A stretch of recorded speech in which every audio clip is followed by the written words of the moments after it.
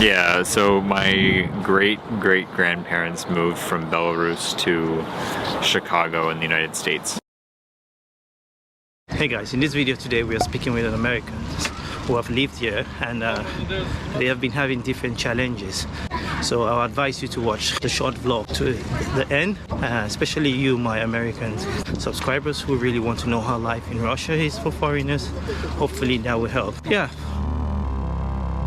This is a series of 3 videos we'll be sharing with you guys about Americans sharing their experiences in Russia.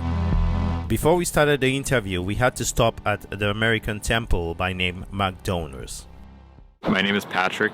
I'm from the United States. I'm from Texas. I have a family. I like to read and go on hikes and stuff, and I've been living in Russia for like the last year and a half. So what have been your challenges living in Russia? Mostly the language. I think I had like 2 months of studying Russian before I came here, and then I just kind of came and tried to talk to people, and I picked it up okay. Other than that, I got here, and then like 6 months later, a virus broke out, so that was that was kind of a struggle. But yeah, other than that, jet lag and then the language barrier, and yeah, I think those were the 2 biggest things just right away, right when I got here.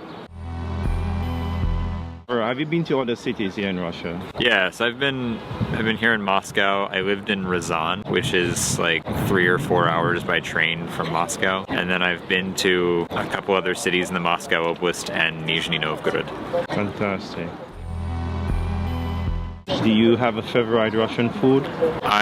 It's not exactly Russian, but it's not something you really find in America. It's from, I think, Greece, and then it came up through some Arabic countries and through, you know, the Central Asia. It's called shawarma, and it's pretty good. It's kind of like a grilled wrap, and other than that, like borscht is a classic, of course, and pelmeni, and those are the only ones I can think of at the moment, but those are really good ones.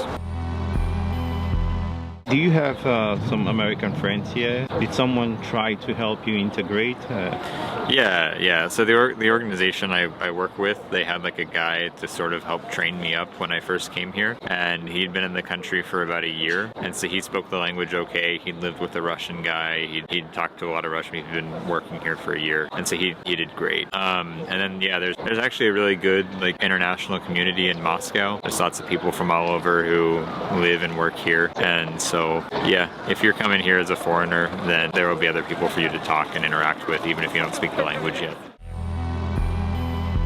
What has been the most surprising thing you've had on your arrival? I don't know, I think I was pretty well prepared for the cultural differences and for the weather, so I don't think anything caught me by surprise, honestly. Do you have any advice for someone who wants to live in Moscow, the city where you are? And if yes, what areas? What has been your experience, and what areas would you recommend? Yeah, so I've actually lived in a couple different places in Moscow. Like right now I live closer to the center, but I used to live like way off in the outskirts of it. I don't think, like, as long as you can get a nice apartment, afford a nice apartment, I don't think there's any place in Moscow that's too bad, because you know, there are grocery stores everywhere, there are parks everywhere. You can take the metro across Moscow in a pretty reasonable amount of time. But the center's of course nice. That's where all the really pretty things are. There's a lot of nice restaurants there. There's a lot more like international foreign stuff closer to the center. But you know, if you can't afford that and you're living farther out, then yeah, it's no big deal. Everywhere in Moscow is okay. So my organization has provided housing and stuff, so I haven't really had had to put in the effort and struggle of like finding a place to live, but yeah, Moscow's great.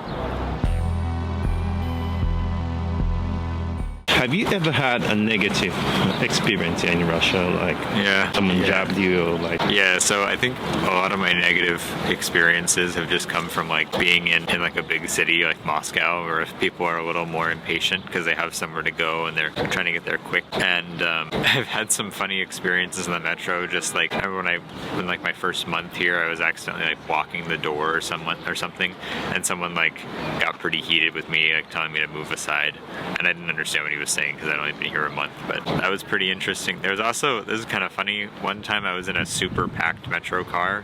I was on the train and it was like literally like there was nowhere to move, like everyone was just packed together, and then I felt someone like scratch the back of my leg, and I don't know exactly what happened there, but that was pretty interesting. Yeah, people are people, and there's good people and bad people, and people get impatient. I think you just, when in Rome, do as the Romans do. When in Moscow, do as they do. No pressure, no big deal. Just try to fit in and understand them and understand how they are and their culture and stuff.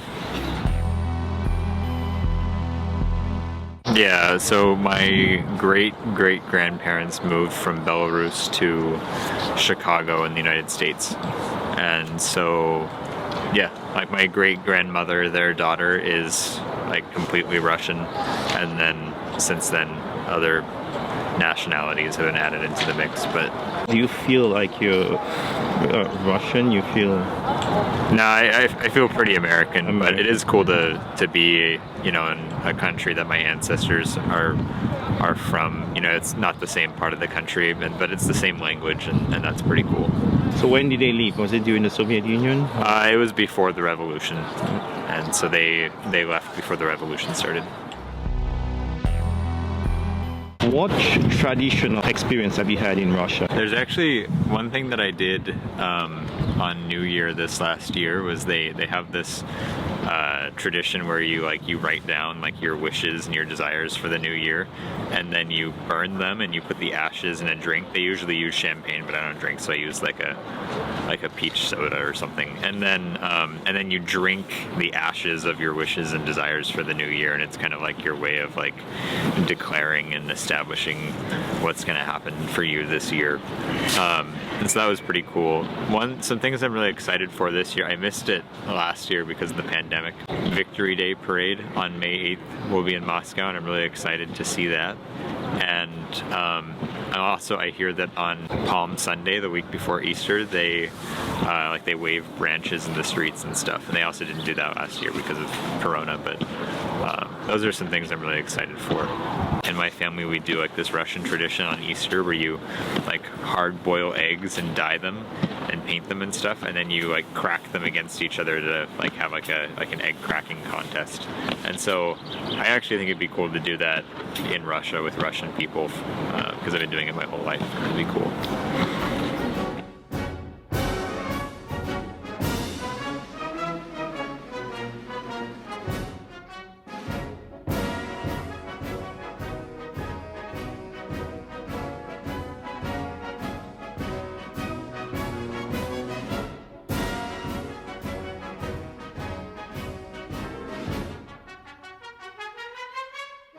Hey YouTubers, thanks for watching. If you did like the video, click the like button, subscribe, share, and yeah, see you in the next one. Bye bye.